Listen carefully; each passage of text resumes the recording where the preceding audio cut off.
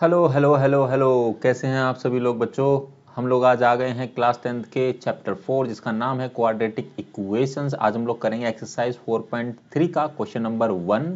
New NCERT book CBSE, subject है mathematics. सबसे पहले आपको इंपॉर्टेंट बात बता देता हूं, अगर आपने इंट्रोडक्शन वीडियो नहीं देखी है तो उसको जरूर देख लेना, क्योंकि उसमें से कुछ चीज़ें आज हम लोग यूज़ करने वाले हैं जो अभी तक हमने यूज़ नहीं की है।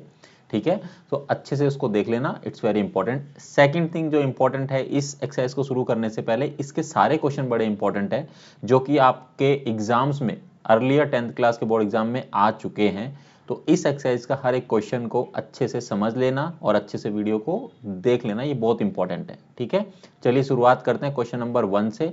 क्वेश्चन नंबर 1 को अच्छे से पढ़ लेते हैं, फिर उसके बाद हम लोग इसको सोल्व करते हैं। ठीक है, so find the nature of roots हमें निकालना है of the following quadratic equation. जितनी भी इक्वेशन है क्वाड्रेटिक इक्वेशन हमें दी गई है, हमको उसका नेचर ऑफ रूट्स पता करना है। ठीक है, if real roots exist find them, तो हमें उसको फाइंड करना है। अगर वो एग्जिस्ट नहीं करते तो फाइंड नहीं करना पड़ेगा। क्लियर है। चलिए, अब नेचर ऑफ रूट्स फाइंड करने के लिए क्या करते हैं आपको पता होना चाहिए। सबसे पहली चीज तो हम लोग इसको इक्वेशन को एज इट इज लिख लेते हैं। ठीक है, सो 2x का square minus 3x plus 5 is equal to 0। ठीक है, अब सबसे पहले हम लोग लिखेंगे ए क्या है, मतलब ए हमें क्या दिया गया है, बी हमें क्या दिया गया है, और जो सी है वो हमें क्या दिया गया है। ठीक है, हमको नेचर ऑफ रूट्स ऑफ निकालने के लिए हमको ये तीनों की जरूरत पड़ेगी।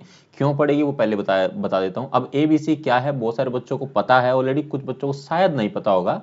मैं कह नहीं सकता कि नहीं पता होगा, पता सबको होगा, क्योंकि अभी 1 महीना बचा है बोर्ड को, तो सबको पता ही होगा। ठीक है, फिर भी मैं बता देता हूँ ये ए बी सी कहाँ से आया। हमारी जो standard form of quadratic equation है वो आपको पता होना चाहिए, वो इस चैप्टर का मेन चीज है। ठीक है, so a x square plus b x plus c, ये स्टैंडर्ड फॉर्म है हमारी क्वाड्रेटिक इक्वेशन की। तो यहां से ये जो एक्स स्क्वायर के साथ जो भी चीज है, मतलब कोफिशिएंट होता है, वो हमारा ए होगा। जैसे कि यहाँ पर 2 है, अगर नहीं होता तो 1 होता। ठीक है, बी एक्स के साथ में है। ठीक है, सिर्फ लीनियर मतलब यहाँ पर स्क्वायर नहीं है, एक्स है सिर्फ। ठीक है, तो ये बी के साथ में है, और सी हमारी कांस्टेंट टर्म है। ठीक है, तो यहाँ पर सिंपल है, ध्यान रखना कि ये सब पॉजिटिव होता है। जो जो साइन आपको यहाँ दिखेंगे वो आपको यहाँ लिखने पड़ेंगे। जैसे कि अभी मैं लिखूंगा एक्स स्क्वायर के साथ में 2 है पॉजिटिव का, तो हम लोग सिंपली यहाँ पर 2 लिख देंगे।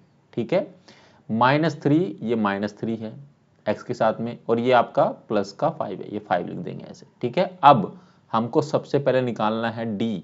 और डी होता क्या है बच्चों, ये तो बताओ, किसी को पता है? अगर पता है तो कमेंट सेक्शन में लिखो अभी मेरे लिखने से पहले। ठीक है, अगर वीडियो देख रहे हैं तो यहीं पर पॉज करिए और लिखिए उसको, और आप बताना कि सर मैंने नहीं देखा, मैंने लिख दिया।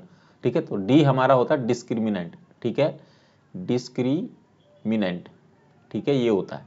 ठीक है, जिससे हम लोग नेचर ऑफ रूट्स का पता लगाते हैं कि उसके रियल रूट्स एग्जिस्ट करते हैं कि नहीं करते हैं। ठीक है, क्लियर है बच्चों। और डी का फॉर्मूला क्या होता है अब हमें कौन बताएगा, ये जल्दी से बताइए। चलिए मैं लिख देता हूँ, बी स्क्वायर माइनस 4ac, ये इसका फॉर्मूला है। बी और ए और सी की वैल्यू यहाँ से पुट करेंगे और पता चल जाएगा कि इसके रियल रूट एग्जिस्ट करते हैं या नहीं। तो D is equal to B square में, बी स्क्वायर की जगह पे क्या आएगा आपका -3 का स्क्वायर आ जाएगा। ठीक है बच्चों, माइनस में 4 इंटू में, मतलब ये क्या है, ए है, तो यहाँ पर आ जाएगा 2, और सी की वैल्यू कितनी है 5, तो ये आ जाएगा आपका यहाँ पे 5।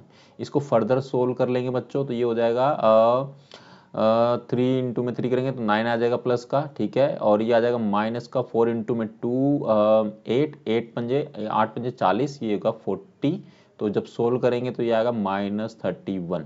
तो आप मुझे बताओ कि जो डी की वैल्यू -31 आई है, तो इसका मतलब क्या हुआ, इसके रियल रूट्स जो है एग्जिस्ट करते हैं या नहीं करते हैं, आप लोग बताइए कमेंट सेक्शन में।